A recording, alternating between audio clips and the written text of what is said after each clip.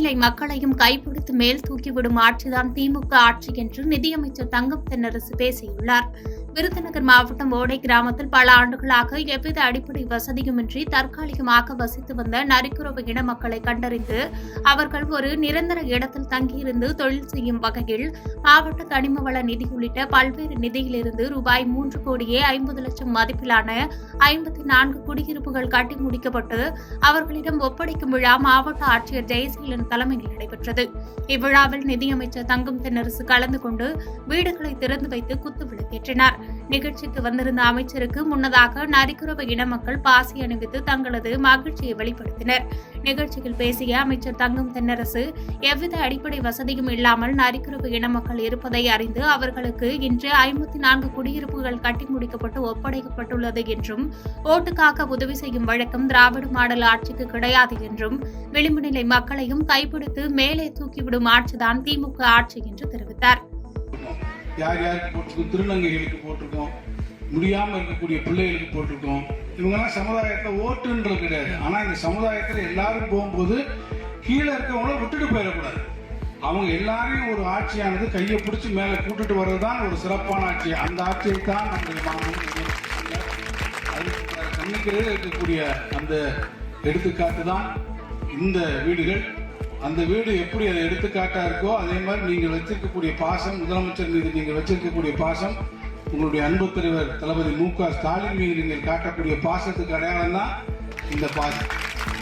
இந்த பாசம் என்பது பார்த்தீங்கன்னா நீங்க வைரத்தால தூக்கி போட்டு தங்கத்தால போட்டிருந்தாலும் கூட அதுக்கு மரியாதை கிடையாது. நீங்க போட்டீங்க பாருங்க பாசு, இதுதான் அதற்கு மரியாதை. எஸ்பிஐ தேர்தல் பத்திர விவகாரத்தை திசை திருப்பும் விதமாக சிஏஏ சட்டத்தை மத்திய அரசு கொண்டு வந்துள்ளதாக செல்வ பெருந்தகை விமர்சித்துள்ளார்.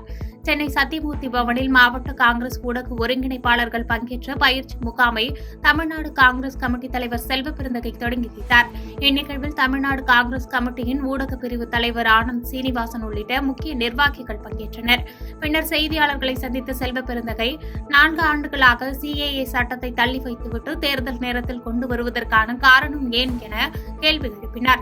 இலங்கை தமிழர்களை ஏன் சிஏஏவில் சேர்க்கவில்லை என்றும் இந்தி பேசும் இந்துக்களுக்கு ஒரு நீதி, தமிழ் பேசும் இந்துக்களுக்கு ஒரு நீதியா என கேள்வி எழுப்பினார். மேலும் இலங்கை தமிழர்கள் யார் என்று அண்ணாமலை இதற்கெல்லாம் பதில் சொல்ல வேண்டும். தமிழர்களின் நலனை பிரதமர் மோடியும் அண்ணாமலையும் புறக்கணிக்கின்றனர் என்று கடுமையாக சாடினார். எங்களை எதற்கு ஓரவஞ்சனையோடு மோடி வஞ்சிக்க வேண்டும்? இதற்கு துணை போகின்ற அண்ணாமலை ஒரு காலத்தில் வீரபாண்டிய கட்டபொம்மன் திரைப்படத்தில் அந்த வரலாற்றில் பார்ப்போம். தமிழாக இருந்து தமிழ்நாட்டை சார்ந்த எட்டப்பன் தமிழர்களை காட்டி கொடுத்தான். இப்படி அண்ணாமலை ஏன் தமிழர்களை காட்டி கொடுக்கிறார்? ஏன் இலங்கை தமிழர்களை இதில் சேர்க்கவில்லை என்பதற்கு மோடி அவர்கள் பிரச்சாரத்திற்கு வரும்பொழுது பதில் சொல்ல வேண்டும்.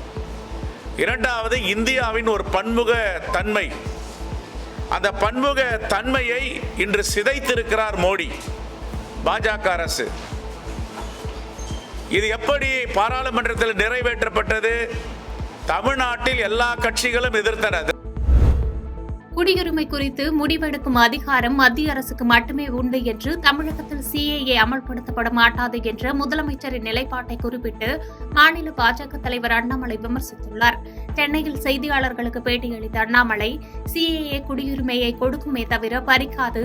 பாகிஸ்தான் உள்ளிட்ட 3 நாடுகள் தங்களை இஸ்லாமிய அடிப்படைவாத நாடுகளாக அறிவித்துக் கொண்டதால் மட்டுமே குறிப்பிட்ட நாடுகளில் இருந்து வந்தோருக்கு குடியுரிமையில் முன்னுரிமை என்றும் விளக்கமளித்துள்ளார். இலங்கை அகதிகள் அனைவருக்கும் சட்டப்படி விரைந்து இந்திய குடியுரிமையை கொடுக்க வேண்டும் என்பதே தமிழக பாஜகவின் நிலைப்பாடு என்று இலங்கை தமிழர்களை ஏன் சிஏஏவில் சேர்க்கவில்லை என மாநில காங்கிரஸ் தலைவர் செல்வ பெருந்தகை கேள்விக்கும் பதிலளித்துள்ளார்.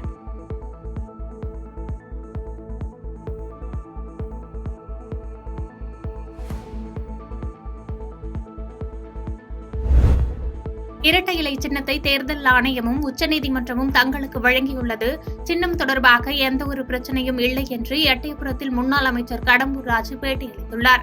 தூத்துக்குடி மாவட்டம் எட்டயபுரம் பேருந்து நிலையம் முன்பாக தூத்துக்குடி வடக்கு மாவட்டம் சார்பில் எட்டயபுரம் பேரூர் கழக செயலாளர் ராஜகுமார் தலைமையில் போதைப்பொருள் நடமாட்டத்தை தடுக்க தவறியதாக தமிழக அரசை கண்டித்து மனித சங்கிலி ஆர்ப்பாட்டம் நடைபெற்றது. இந்த ஆர்ப்பாட்டத்தில் முன்னாள் அமைச்சரும் கோவில்பட்டி சட்டமன்ற உறுப்பினருமான கடம்பூர் ராஜு மனித சங்கிலி ஆர்ப்பாட்டத்தில் கலந்து கொண்டு திமுக அரசை கண்டித்து முழக்கங்களை எழுப்பினார். இதனைத் தொடர்ந்து செய்தியாளர்களை சந்தித்து பேசிய கடம்பூர் ராஜு, தமிழகத்தில் போதைப்பொருள் அதிகரிப்பால் தமிழக இளைஞர்கள் மாணவர்களின் வாழ்க்கை கேள்விக்குறியாக்கி உள்ளது. மக்கள் நலன் ஒன்றே எங்களுக்கு முக்கியம், தேர்தல் முக்கியமல்ல. தேர்தல் அறிவிப்பு வந்த பிறகு அதனை எங்களது பொதுச் செயலாளர் முடிவு செய்வார் என்று தெரிவித்தார். மேலும் இரட்டை இலை தொடர்பாக எந்த ஒரு பிரச்சனையும் இல்லை, அது எங்களுக்கு தான் சொந்தம். இந்த தேர்தலில் அல்ல, எல்லா தேர்தலிலும் கழக வேட்பாளர்கள் இரட்டை இலை சின்னத்தில்தான் போட்டியிடுவார்கள் என்று தெரிவித்தார்.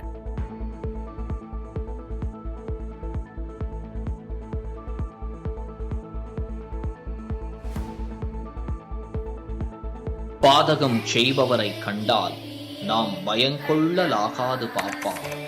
மோதி மிதித்து விடு பாப்பா, அவர் முகத்தில் உமிழ்ந்து விடு பாப்பா.